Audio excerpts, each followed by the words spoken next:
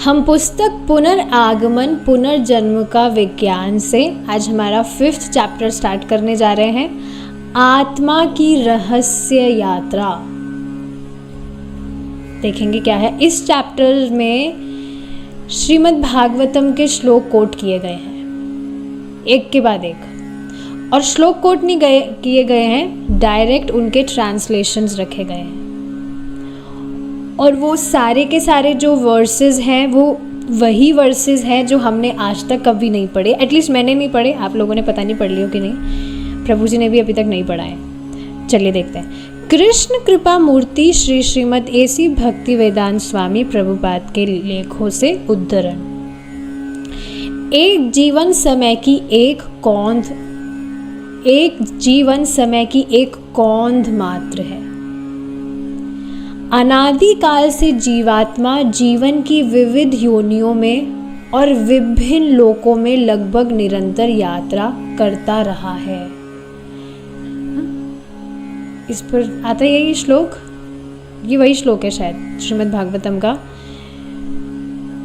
ब्रह्मांड मतलब इस तरह से बताया जाता है कि ऊपर से लेकर नीचे तक वो घूमे जा रहा है। कभी किसी निम्न योनि को प्राप्त होगा, कभी देवता योनि को प्राप्त होगा, कभी कौन सी योनि को प्राप्त होगा। तो इस तरह से अनादि काल से जो जीवात्मा है वो इस तरह से चक्कर खाया जा रहा है। एक बार इसको आप सोच कर देखिए। फॉर एग्जाम्पल, आपको कहीं पर पहुंचना है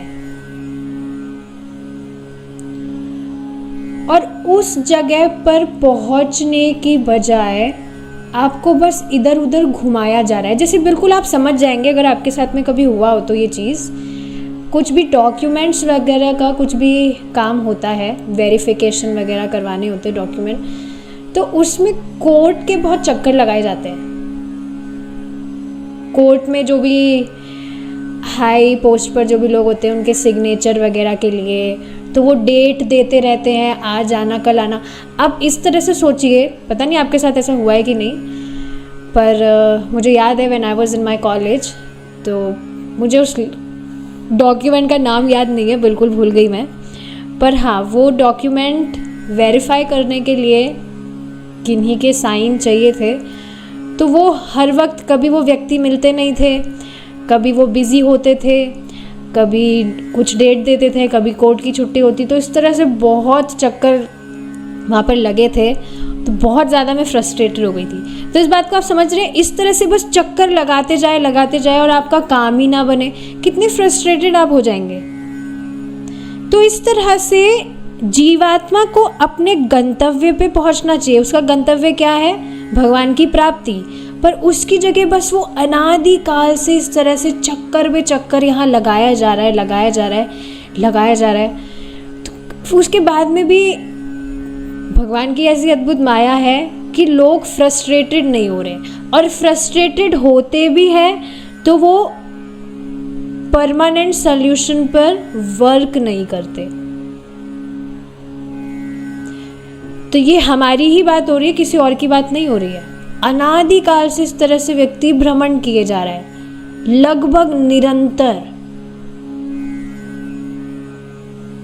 भगवद गीता में इस प्रक्रिया की व्याख्या की गई है। माया के प्रभाव से मोहित होकर प्रत्येक जीवात्मा भौतिक शक्ति द्वारा दिए गए शरीर रूपी वाहन पर चढ़कर सारे ब्रह्मांड में भटक रहा है, और भगवान की भौतिक शक्ति से वह मोहित होकर, मोहित मतलब इस तरह से चक्कर, जैसे आप सोचिए अभी हमने जो वो कोर्ट कचहरी वाला एग्जाम्पल लिया, उसमें व्यक्ति इधर उधर से घूम रहा है और वो उसको एडवेंचर समझ रहा है। वाह, क्या एडवेंचरस लाइफ में जी रहा हूँ। कभी मुझे बार बार यहाँ पर आना होता है, बढ़िया मैं गाड़ी पर आता हूँ, ट्रैवलिंग हो जाती है इस बहाने, थोड़ी बाहर चाय वाय भी मैं पी लेता हूँ। इस तरह से वो इसको एडवेंचर समझे तो वो मोहित नहीं कहा जाएगा? कितनी बड़ी मूर्खता होगी उसकी। तो उसी तरह से भगवान की माया शक्ति से प्रभावित होकर व्यक्ति इस तरह से मोहित होकर अलग अलग शरीरों में इस तरह से अनादिकाल से चक्कर लगाया जा रहा है, भटक रहा है। भटकता कौन है? जिसको रास्ता ही नहीं मिल रहा है। और ऐसा होता है ना, कई बार हम कहीं जा रहे हैं, हम रास्ता भटक जाते हैं, पता ही नहीं है कहाँ जाना है, बस चले जा रहे हैं चले जा रहे हैं। तो इस तरह से वो भटक रहा है, ही इज वॉन्डरिंग एमलेसली। भौतिक जीवन में कर्म और उसके फल की एक श्रृंखला है, और यह कर्म और कर्म फलों की एक लंबी फिल्म रील की चर्बी है, और इस कर्म फल के प्रदर्शन में एक जीवन मात्र क्षणिक कौंध है।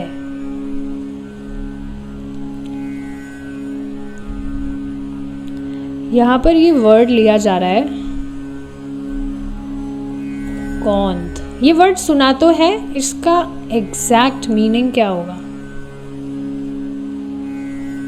ओके, कौंध का मतलब होता है जैसे जो बिजली है वो सिर्फ एक कुछ फ्रैक्शन ऑफ सेकंड्स के लिए चमकती है और फिर गायब, तो उसी तरह से कौंध कहा जा रहा है। क्षणिक कौंध मतलब कि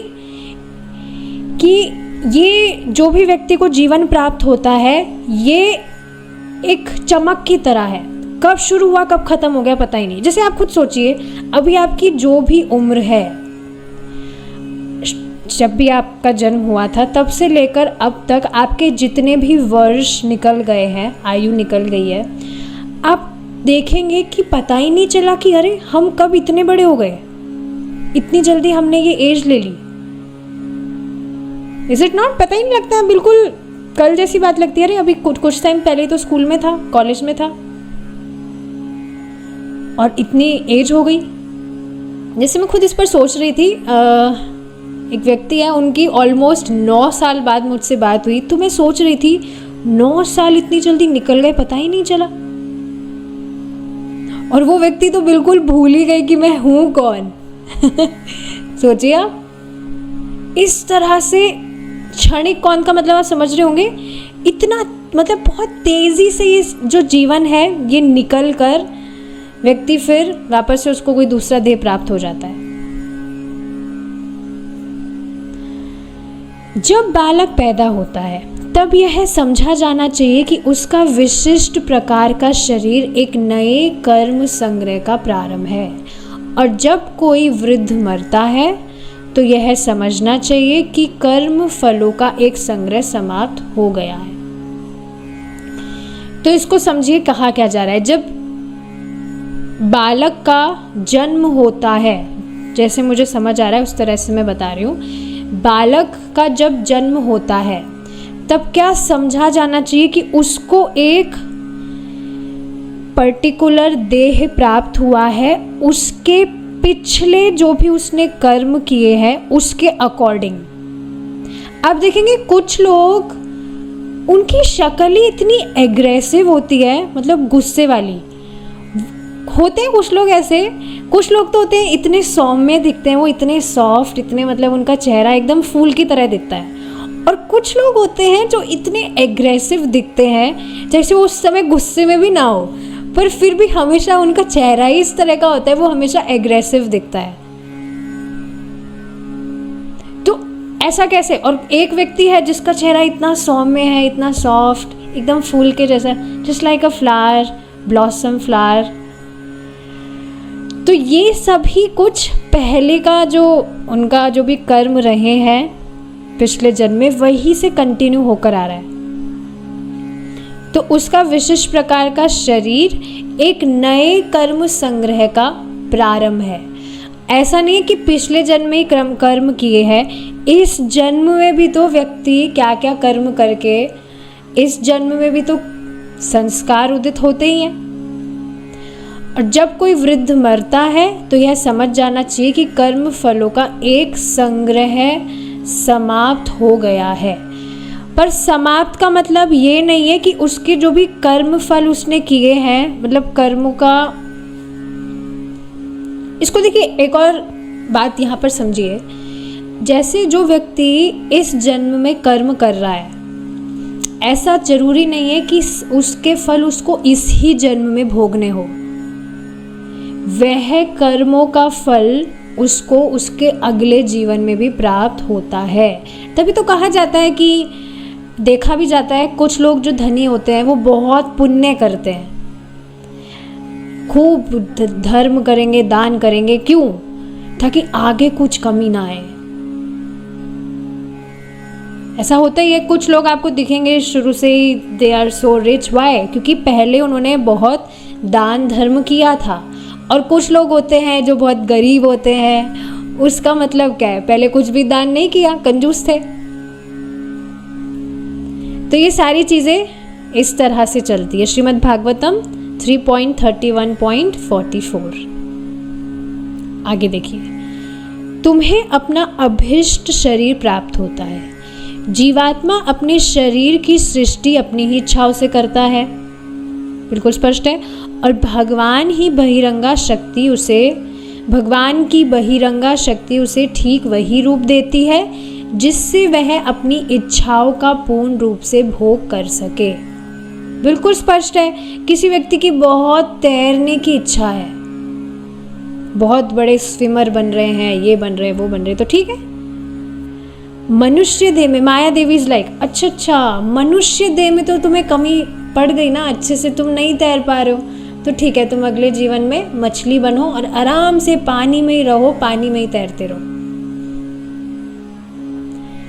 ऐसे ही अलग अलग इच्छाओं के अनुरूप व्यक्ति को उसका देह प्राप्त होता है। एक, आप यकीन नहीं करेंगे, एक भक्त है, तो वो इस तरह से बता रहे थे, भक्ति में आने से पहले उनके जीवन का उद्देश्य था, like he was completely engrossed, science की बुक्स पढ़ते थे बहुत ज़्यादा, scientific theory and all those things. और उनका सपना क्या था, मतलब उनके जीवन का उद्देश्य क्या था कि उनको कोई चिड़िया बनानी है। Let me just read his comment, it was very strange. और बाद में वो इस तरह से बता रहे थे कि बाद में मुझे मालूम चला प्रभुपाद जी की पुस्तक पढ़ के कि अगर मैं उन सब चीज़ों में लगा होता तो मैं अगले जीवन में एक चिड़िया ही बन जाता।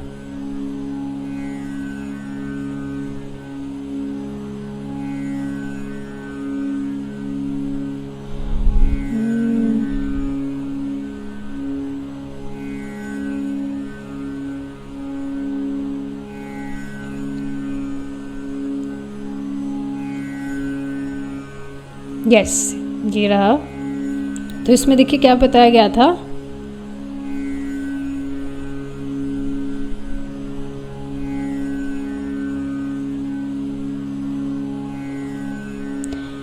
I wanted to make a artificial drone bird like the falcon so that I can fly it and see through its cameras। ये उनके जीवन का, सच में इस तरह से वो व्यक्त कर रहे थे कि उन्होंने अपने जीवन का लक्ष्य ही इसको बना लिया था।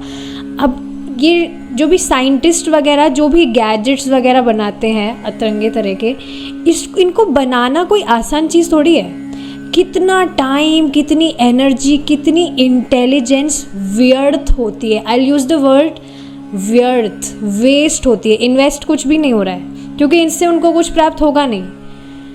So yes, he was telling this कि उनकी इच्छा थी कि वो इस तरह से एक आर्टिफिशियल ड्रोन बर्ड बनाए और उसको फिर वो उड़ाएंगे, और इस तरह से जो भी था उनका।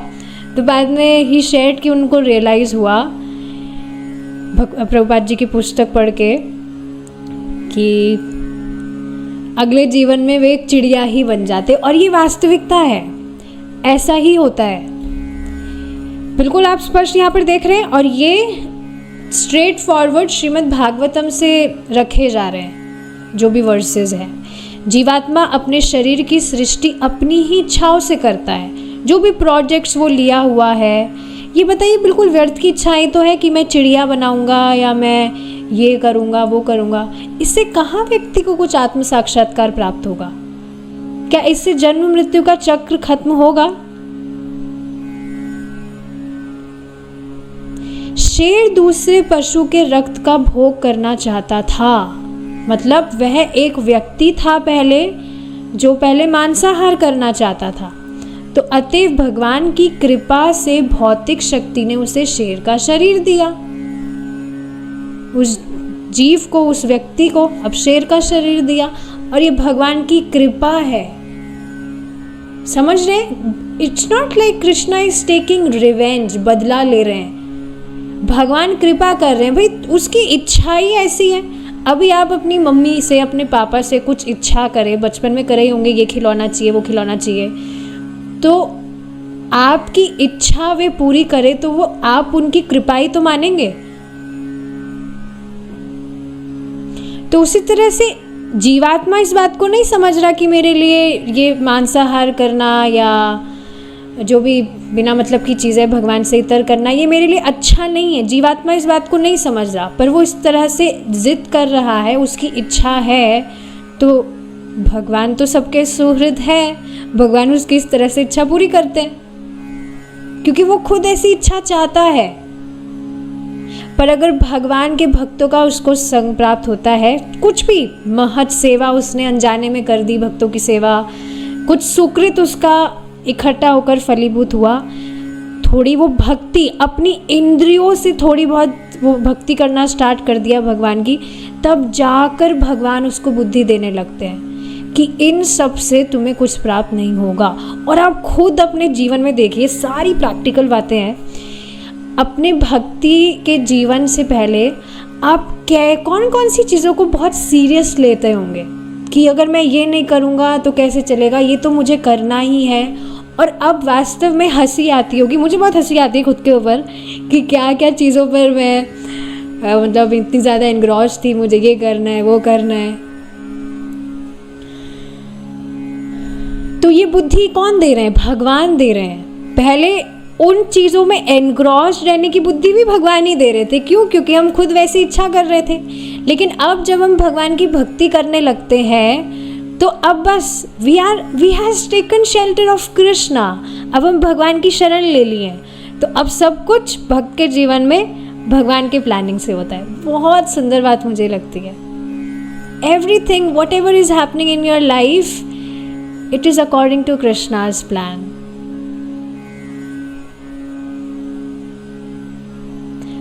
आप कुछ इच्छा भी करते हैं तो भगवान अब उसको ऐसे ही नहीं करते। भगवान भगवान देखते हैं, अगर वह हमारी भक्ति के लिए अच्छा होगा तो ही भगवान उसे पूरा करते हैं।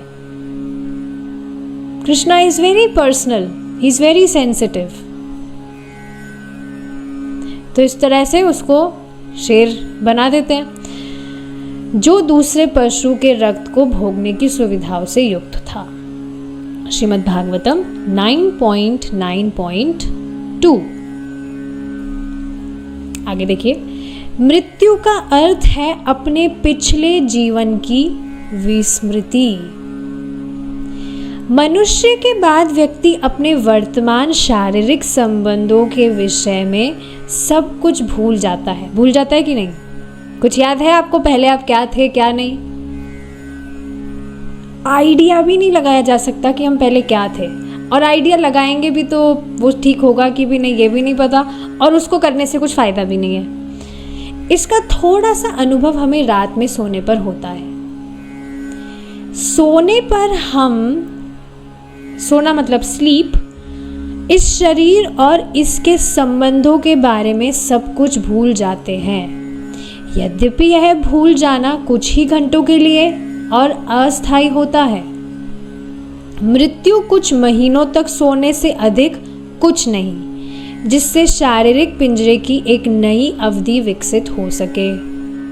जिस तरह से एक जो व्यक्ति है वो क्या करता है, रात को सोता है, सुबह उठता है, अपना जो भी उसकी दिनचर्या है, उसका खाना पीना, उसका जो भी ऑफिस का वर्क है, पूरे दिन में करके रात को फिर से वो रेस्ट लेता है। रेस्ट लेने के बाद में वापस से वह सुबह उठकर अपनी जो भी दिनचर्या है उसको कंटिन्यू करता है।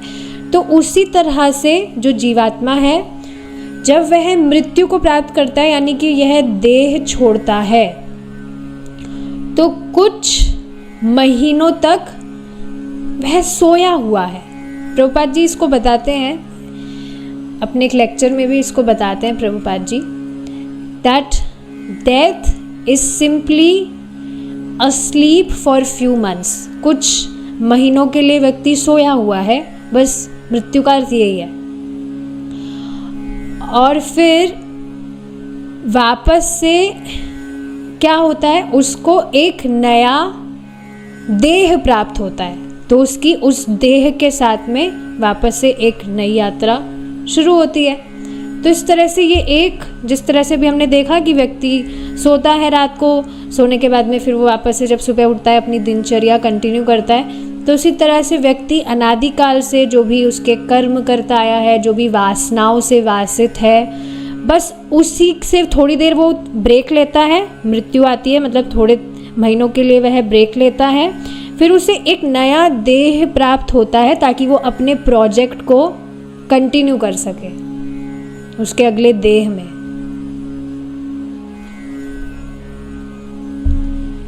मृत्यु कुछ महीनों तक सोने से अधिक कुछ नहीं है, जिससे शारीरिक पिंजरे की नई अवधि विकसित हो सके, जो प्रकृति के विधान द्वारा हमारी आकांक्षाओं के अनुरूप हमें मिलती है। समझ आया होगा ये। अतः वर्तमान शरीर में विद्यमान रहने तक केवल आकांक्षाओं को बदल देना पड़ता है, और इसके लिए इसे मनुष्य जीवन में प्रशिक्षण की आवश्यकता होती है।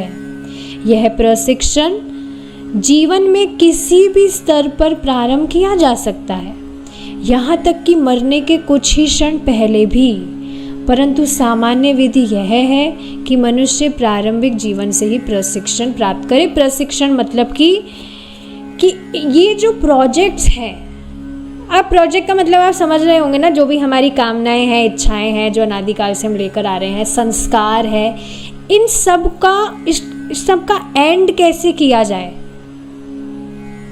और क्या आप ये नहीं देख रहे हैं, कृष्ण भावना भावित होने के बाद में क्या आप नहीं सीखे हैं कि हमें क्या करना चाहिए, हमें क्या खाना चाहिए, हमें क्या पढ़ना चाहिए, क्या देखना चाहिए। जैसे बहुत ही अमेजिंग बात है, कल मैंने एक क्वेश्चन पूछा था प्रभु जी से, कुछ नाम पर डिस्कशन चल रहा था कि कोई व्यक्ति इस तरह से अपराध करता है, मायावादियों की बात हो रही थी। तो अगर वह नाम जब भी कर रहा है, मायावादी क्या होता है, वो समझता है कि भगवान का जो जिनमें ध्येय है स्पिरिचुअल ट्रांसेंडेंटल बॉडी, वो मटेरियल है, जड़ है, भौतिक है, ये भगवान के प्रति सबसे बड़ा अपराध है। तो अब ऐसा व्यक्ति जैसे भगवान का नाम भी जब क्यों ना कर रहा हो, लेकिन नाम प्रभु उस पर कृपा नहीं करते, क्योंकि भगवान को ही भौतिक मान रहे हैं, भगवान के नाम को भौतिक मान रहे हैं। तो इसी से रिलेटेड मैंने क्वेश्चन प्रभु जी से किया था कि एक व्यक्ति है, he is a devotee of goddess Kali Mata का भक्त है वो जो भी व्यक्ति है, लेकिन फिर भी मेरे कहने पर ही हैज़ स्टार्टेड चांटिंग हरे कृष्णा। और ऐसा नहीं है कि उनको पता नहीं है that Krishna is supreme personality of God head, but वो इसको स्वीकार नहीं करते।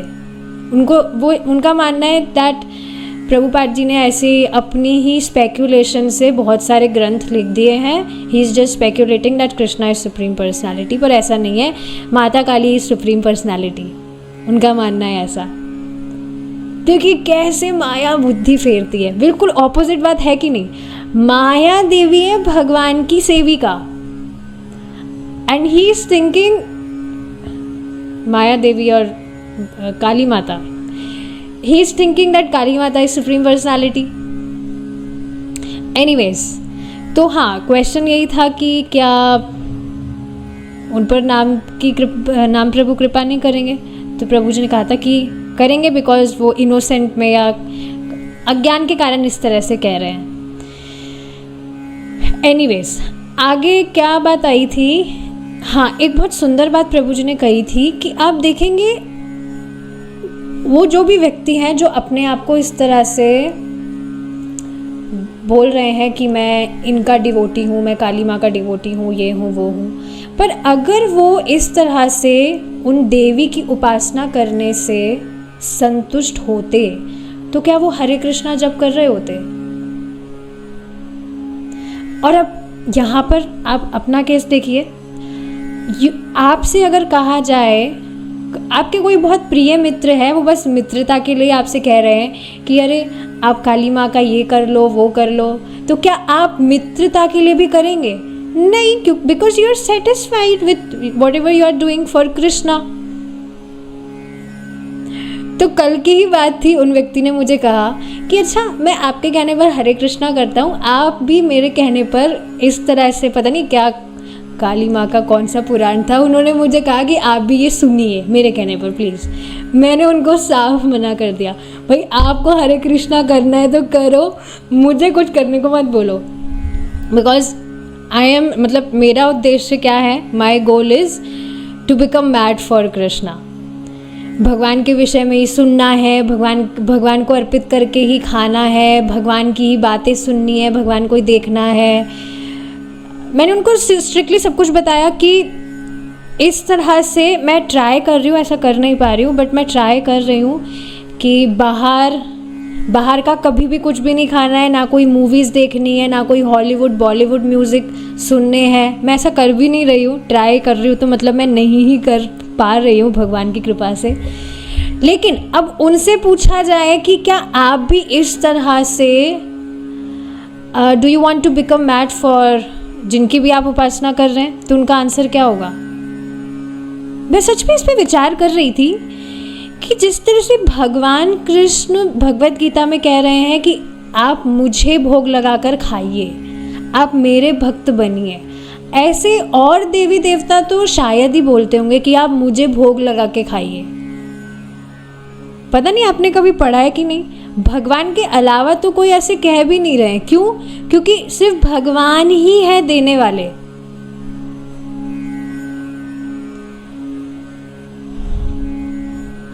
तो ये बात कहाँ से आई कि मनुष्य जीवन में ही व्यक्ति को इस तरह से प्रशिक्षण मिलता है, प्रशिक्षण उसको प्राप्त करना चाहिए कि उसको इस मनुष्य जीवन में करना क्या है, उसको भगवान को अर्पित करके ही खाना है।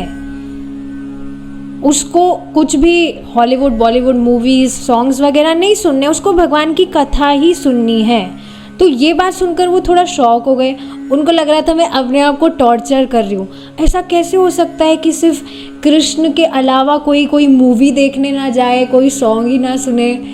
तो बाद में मैंने उनको एग्जाम्पल दिया about sweet milk and rasgulla. आप सब वो एग्जाम्पल जानते हैं कि किसी व्यक्ति को अगर हाई टेस्ट मिलता है तो अपने आप ही लो टेस्ट में उसकी कोई रुचि नहीं है, मति वहाँ पर जाता भी नहीं है, दिमाग भी नहीं जाता है। और क्या ये सभी आप भक्तों के साथ में नहीं हो रहा है? Is it not? ऐसा नहीं, हमें ज़बरदस्ती अपने आप को रोकना पड़ता है, अरे हम शादी में नहीं जाएंगे, अरे हम हम बाहर नहीं खाएंगे, या हम ये नहीं करेंगे वो नहीं करेंगे। नेचुरली होता है। क्यों? Because we are aspiring for that. शुरू से ही हमें ऐसी ही ट्रेनिंग दी जा रही है कि हमें भगवान की प्रेमा भक्ति प्राप्त करनी है। कितनी सुंदर बात है ये। शुरू से ही हमें ये ही एस्पायर करने के लिए ट्रेनिंग दी जा रही है कि कुछ और नहीं चाहिए। तो यहाँ पर आप बात समझ रहे हैं जो बताई जा रही है, वर्तमान शरीर में विद्यमान रहने तक केवल आकांक्षाओं को बदल देना पड़ता है।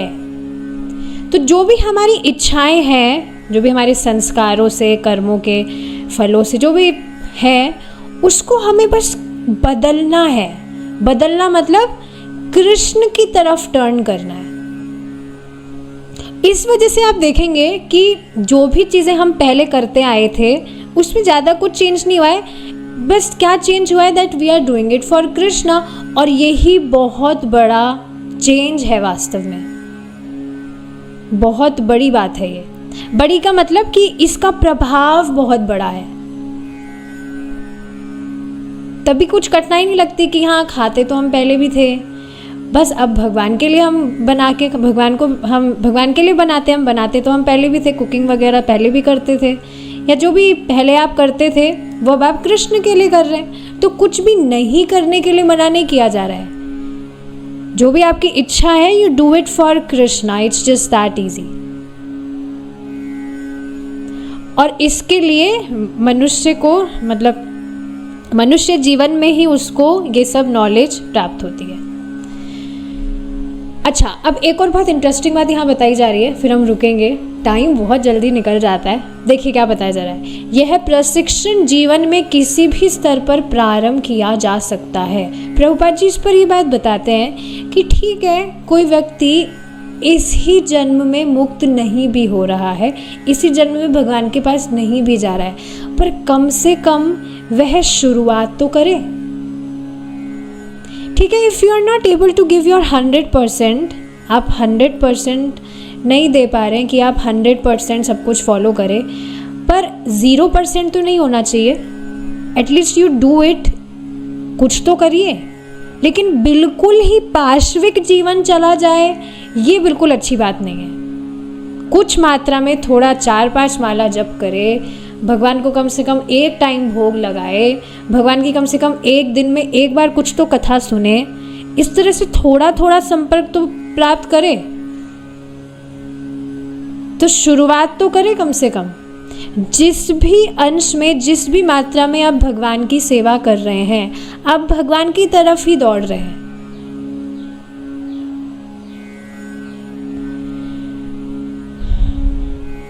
यहाँ तक कि मरने के कुछ ही क्षण पहले भी तो कम से कम स्टार्ट किया जाना चाहिए। परंतु सामान्य विधि यह है कि मनुष्य प्रारंभिक जीवन से प्रशिक्षण प्राप्त करे, यानी कि जब जैसे ही उसको मालूम चले तभी से लग जाना चाहिए।